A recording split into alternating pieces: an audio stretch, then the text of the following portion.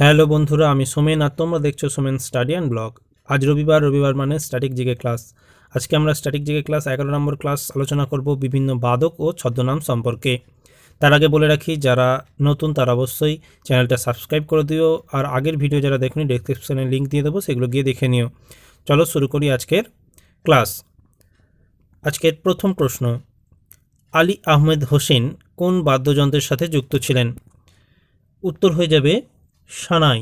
আলী আহমেদ হোসেন সানাইয়ের সাথে যুক্ত ছিলেন। পরের প্রশ্ন, 2 নম্বর প্রশ্ন, সাবরি খান কোন বাদ্যযন্ত্রের সাথে যুক্ত ছিলেন? উত্তর হবে সারেঙ্গি। সাবরি খান সারেঙ্গির সাথে যুক্ত ছিলেন। 3 নম্বর প্রশ্ন, আসাদ আলী খান কোন বাদ্যযন্ত্রের সঙ্গে যুক্ত ছিলেন?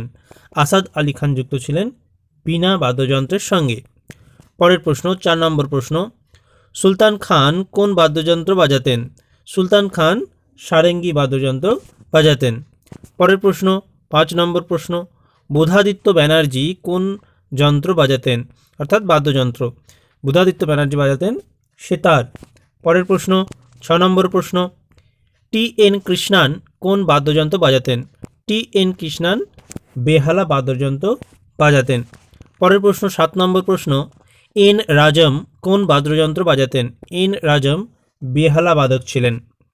পরের প্রশ্ন, 8 নম্বর প্রশ্ন, কৃষাণ মহারাজ কোন বাদ্যযন্ত্রের সাথে যুক্ত ছিলেন? কৃষাণ মহারাজ যুক্ত ছিলেন তবলার সাথে। 9 নম্বর প্রশ্ন, রঘুনাথ শেঠ কোন বাদ্যযন্ত্রের সঙ্গে যুক্ত ছিলেন? রঘুনাথ শেঠ যুক্ত ছিলেন বাঁশির সাথে, তিনি একজন বাঁশি বাদক ছিলেন। 10 নম্বর প্রশ্ন, পণ্ডিত শিব কুমার শর্মা কোন বাদ্যযন্ত্রের সঙ্গে যুক্ত ছিলেন? পণ্ডিত শিব কুমার শর্মা যুক্ত ছিলেন সন্তুর বাদ্যযন্ত্রের সঙ্গে। এটা পরীক্ষায় আসে, খুব গুরুত্বপূর্ণ একটা প্রশ্ন। পণ্ডিত শিব কুমার শর্মা এসএসসি পরীক্ষায়, এমটিএস পরীক্ষায় এই প্রশ্নটা বহুবার রিপিট হয়েছে। পরের প্রশ্ন, 11 নম্বর প্রশ্ন, হরিপ্রসাদ চৌরাসিয়া কোন বাদ্যযন্ত্রের সঙ্গে যুক্ত ছিলেন? এটা আমরা সকলেই জানি, এটা খুব গুরুত্বপূর্ণ একটা প্রশ্ন। হরিপ্রসাদ চৌরাসিয়া বাঁশি বাদ্যযন্ত্রের সঙ্গে যুক্ত ছিলেন। পরের প্রশ্ন, 12 নম্বর প্রশ্ন, আলী আকবর খান কোন বাদ্যযন্ত্রের সঙ্গে যুক্ত ছিলেন? আলী আকবর খান যুক্ত ছিলেন সরোদ বাদ্যযন্ত্রের সঙ্গে। 12 নম্বর প্রশ্ন, 13 নম্বর প্রশ্ন, জাকির হোসেন কোন বাদ্যযন্ত্রের সঙ্গে যুক্ত ছিলেন? এটাও খুব গুরুত্বপূর্ণ প্রশ্ন। এসএসসি পরীক্ষায়, ডাব্লিউবিসিএস পরীক্ষায় অনেকবার এসছে। জাকির হোসেন তবলা বাদ্যযন্ত্রের সঙ্গে যুক্ত ছিলেন। গতবার এমটিএস পরীক্ষাতেও এই প্রশ্নটা এসছে। পরের প্রশ্ন, 14 নম্বর প্রশ্ন, রাহুল শর্মা কোন বাদ্যযন্ত্রের সঙ্গে যুক্ত ছিলেন? এটি আকারটা পড়ে গেছে এক্সট্রা। রাহুল শর্মা কোন বাদ্যযন্ত্রের সঙ্গে যুক্ত ছিলেন? তিনিও সন্তুর বাদক ছিলেন। পরের প্রশ্ন, 15 নম্বর প্রশ্ন, পান্নালাল ঘোষ কোন বাদ্যযন্ত্রের সঙ্গে যুক্ত ছিলেন? পান্নালাল ঘোষ যুক্ত ছিলেন বাঁশির সাথে। এটাও এমটিএস পরীক্ষায় গতবারে এসেছিল। পরের প্রশ্ন, 16 নম্বর প্রশ্ন, বিলায়েত খাঁ কোন বাদ্যযন্ত্রের সঙ্গে যুক্ত ছিলেন? বিলায়েত খাঁ সেতারের সঙ্গে যুক্ত ছিলেন। এই প্রশ্নটাও বিভিন্ন পরীক্ষায় আসে। বলে রাখি, তোমরা যারা দেখছো ক্লাসটা অবশ্যই একটা লাইক করে দিও, আর তোমার বন্ধুদের সঙ্গে শেয়ার করে দিও, তারাও যাতে ক্লাসটা দেখে উপকৃত হয়। আর অবশ্যই বলে রাখবো, তোমরা একটা খাতা পেন নিয়ে বসো, যাতে এগুলো যেগুলো তোমাদের কাছে নতুন মনে হবে সেগুলো যাতে নোট করতে পারো। চলো পরের প্রশ্ন, 17 নম্বর প্রশ্ন, পণ্ডিত রাজেন্দ্র প্রসন্ন কোন বাদ্যযন্ত্রের সঙ্গে যুক্ত ছিলেন? রাজেন্দ্র প্রসন্ন বাঁশি বাদক ছিলেন একজন। পরের প্রশ্ন, 18 নম্বর প্রশ্ন, পণ্ডিত রবিশঙ্কর কোন বাদ্যযন্ত্রের সঙ্গে যুক্ত ছিলেন? পণ্ডিত রবিশঙ্কর যুক্ত ছিলেন সেতার বাদ্যযন্ত্রের সঙ্গে। এটাও গুরুত্বপূর্ণ প্রশ্ন, এটাও গতবারে এমটিএস পরীক্ষায় এসেছিল। পরের প্রশ্ন, 19 নম্বর প্রশ্ন, গোপাল দাস কোন বাদ্যযন্ত্রের সঙ্গে যুক্ত ছিলেন? গোপাল দাস যুক্ত ছিলেন মৃদঙ্গমের সঙ্গে। পরের প্রশ্ন, 20 নম্বর প্রশ্ন, আমজাদ আলী কোন বাদ্যযন্ত্রের সঙ্গে যুক্ত ছিলেন? আমজাদ আলী সরোদ বাদক ছিলেন একজন। পরের প্রশ্ন, 21 নম্বর প্রশ্ন, পণ্ডিত অনন্তলাল কোন বাদ্যযন্ত্রের সঙ্গে যুক্ত ছিলেন? অনন্তলাল যুক্ত ছিলেন সানাই বাদ্যযন্ত্রের সঙ্গে। পণ্ডিত অনন্তলাল সানাই বাদক ছিলেন। পরের প্রশ্ন, 22 নম্বর প্রশ্ন, ওস্তাদ বিসমিল্লাহ খান কোন বাদ্যযন্ত্রে বাজাতেন? এটা আমরা সকলে জানি, এটাও খুব গুরুত্বপূর্ণ প্রশ্ন। ডাব্লিউবিসিএস প্রিভিয়াস ইয়ার চেক করলে এই প্রশ্নটা পাবে, এবং এসএসসি প্রায় সব পরীক্ষায় এই প্রশ্নটা কোনো না কোনো সময় এসছে। তাহলে ওস্তাদ বিসমিল্লাহ খান কোন বাদ্যযন্ত্রের সঙ্গে যুক্ত? তিনি সানাইয়ের সাথে যুক্ত। পরের প্রশ্ন, 23 নম্বর প্রশ্ন, সেতার বাদ্যযন্ত্রের তারের সংখ্যা কয়টি? সেতার বাদ্যযন্ত্রের তারের সংখ্যা 3টি। আমরা বাদ্যযন্ত্রের সঙ্গে কী কী যুক্ত এগুলো দেখলাম। এরপর দেখব কোন বাদ্যযন্ত্রে কটা তার থাকে সেই সম্পর্কিত কিছু প্রশ্ন। এটাও সব জায়গায় পাওয়া যায় না, আমি এখানে ইনক্লুড করেছি, তোমরা অবশ্যই খাতা পেন এগুলো নোট করে নেবে।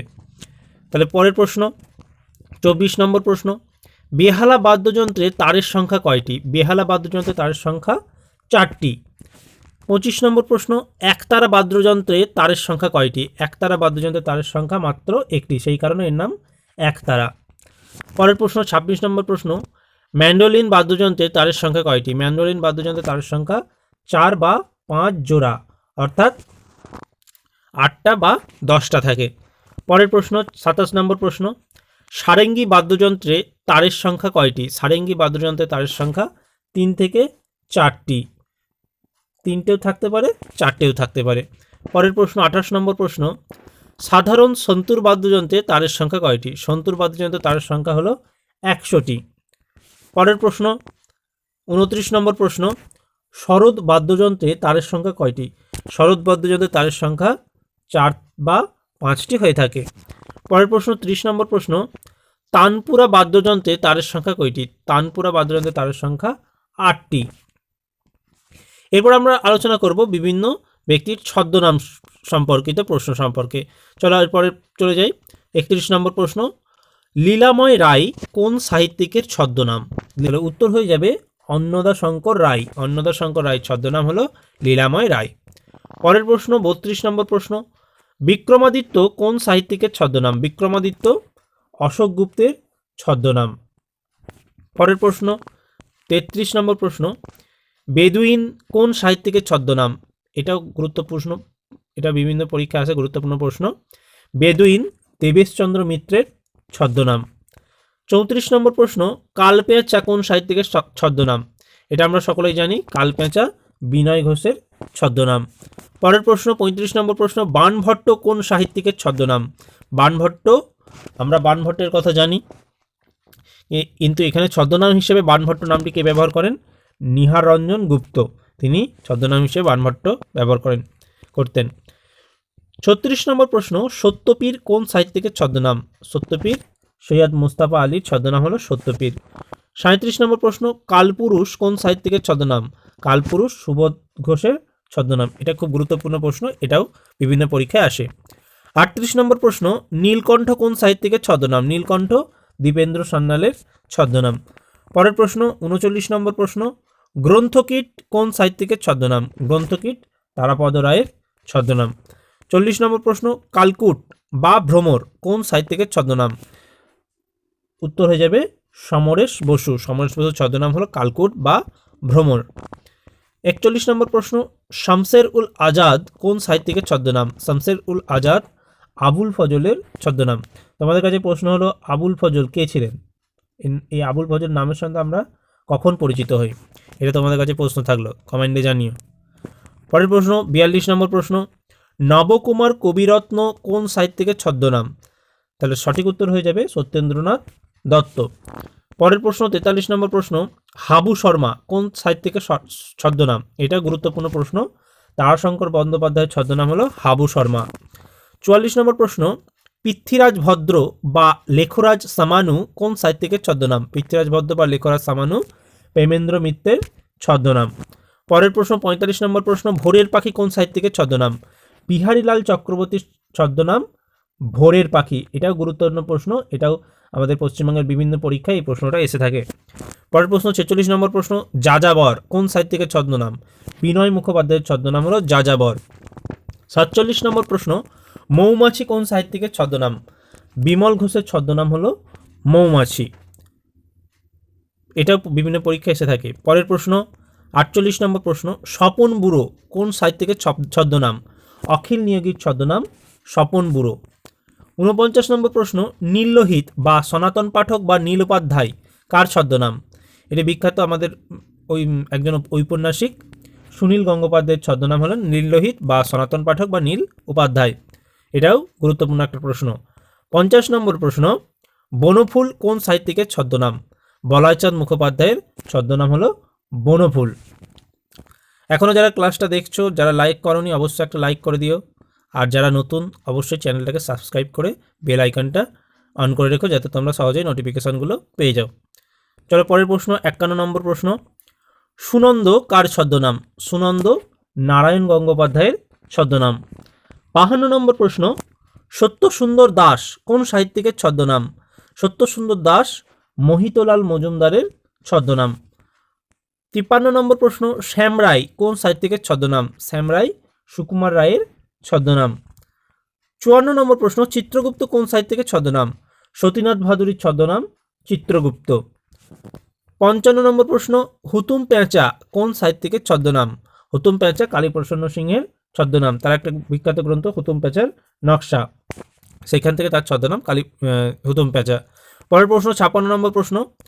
কমলাকান্ত দর্পনারায়ণ বা পুতুণ্ডু কার ছদ্মনাম? কমলাকান্ত দর্পনারায়ণ বা পুতুণ্ডু বঙ্কিমচন্দ্র চট্টোপাধ্যায়ের ছদ্মনাম। পরের প্রশ্ন 57 নম্বর প্রশ্ন। আন্নাকালী পাকরাশি ভানু সিংহ কার ছদ্মনাম? রবীন্দ্রনাথ ঠাকুরের ছদ্মনাম আন্নাকালী পাকরাশি বা ভানু সিংহ। পরের প্রশ্ন 58 নম্বর প্রশ্ন। সুমিত্রা দেবী কার ছদ্মনাম? সুমিত্রা দেবী মহাশ্বেতা দেবীর ছদ্মনাম। 59 নম্বর প্রশ্ন। আবোল তাবোল সেন কার ছদ্মনাম? আবোল তাবোল সেন সজনীকান্ত সেনের ছদ্মনাম। আবোল তাবোল আমরা কি জানি, সুকুমারের একটা গুরুত্বপূর্ণ একটা রচনা গ্রন্থ আবোল তাবোল। সেই আবোল তাবোল সেন কার ছদ্মনাম? তাহলে সজনীকান্ত সেনের ছদ্মনাম। পরের প্রশ্ন 60 নম্বর প্রশ্ন। মানিক বন্দ্যোপাধ্যায় কার ছদ্মনাম? মানিক বন্দ্যোপাধ্যায় আমরা সকলেই পরিচিত নামটার সাথে। তার আসল নাম কি? মানিক বন্দ্যোপাধ্যায় আসল নাম প্রবোধ কুমার বন্দ্যোপাধ্যায়। পরের প্রশ্ন 61 নম্বর প্রশ্ন। কশ্চিৎ উপযুক্ত ভাইপো কার ছদ্মনাম? কশ্চিৎ উপযুক্ত ভাইপো ঈশ্বরচন্দ্র বিদ্যাসাগরের ছদ্মনাম। পরের প্রশ্ন 62 নম্বর প্রশ্ন। সচ্চিদানন্দ কার ছদ্মনাম? সচ্চিদানন্দ স্বামী বিবেকানন্দের ছদ্মনাম। পরের প্রশ্ন। গৌর মল্লার বা চন্দ্রহাস কার ছদ্মনাম? চন্দ্রহাস বা গৌর মল্লার শরদিন্দু বন্দ্যোপাধ্যায়ের ছদ্মনাম। পরের প্রশ্ন 64 নম্বর প্রশ্ন। ব্যাঙাচি কার ছদ্মনাম? এখানে লিখে রাখো ব্যাঙাচি ছাড়াও ধূমকেতু। ধূমকেতু, এই ধূমকেতু কাজী নজরুল ইসলামের ছদ্মনাম। ব্যাঙাচি এবং ধূমকেতু কাজী নজরুল ইসলামের ছদ্মনাম। 65 নম্বর প্রশ্ন। অনিলা দেবী বা দাদা ঠাকুর কার ছদ্মনাম? অনিলা দেবী বা দাদা ঠাকুর শরৎচন্দ্র চট্টোপাধ্যায়ের ছদ্মনাম। 66 নম্বর প্রশ্ন। বীরবল কার ছদ্মনাম? বীরবল প্রমথ চৌধুরীর ছদ্মনাম। 67 নম্বর প্রশ্ন। টেকচাঁদ ঠাকুর কার ছদ্মনাম? প্যারীচাঁদ মিত্রের ছদ্মনাম টেকচাঁদ ঠাকুর। 68 নম্বর প্রশ্ন। পরশুরাম, এটাও খুব গুরুত্বপূর্ণ একটা প্রশ্ন। পরশুরাম রাজশেখর বসুর ছদ্মনাম। 69 নম্বর প্রশ্ন। বিরূপাক্ষ কার ছদ্মনাম? বিরূপাক্ষ বীরেন্দ্র কৃষ্ণ ভদ্রের ছদ্মনাম। 70 নম্বর প্রশ্ন এবং আজকের শেষ প্রশ্ন। শ্রী কোন সাহিত্যিকের ছদ্মনাম? শ্রী হলো জীবনানন্দ দাশের, রূপসী বাংলার কবি বলে যিনি পরিচিত, সেই জীবনানন্দ দাশের ছদ্মনাম হলেন শ্রী। চলো আজকের ক্লাস এখানেই শেষ হলো। অবশ্যই ক্লাসটা যদি ভালো লেগে থাকে লাইক, কমেন্ট, শেয়ার এবং অবশ্যই সাবস্ক্রাইব করে দিও যদি চ্যানেলে নতুন হয়ে থাকো। আর শেষ পর্যন্ত যারা দেখলে সকলকে অনেক অনেক ধন্যবাদ। সকলে খুব ভালো থেকো।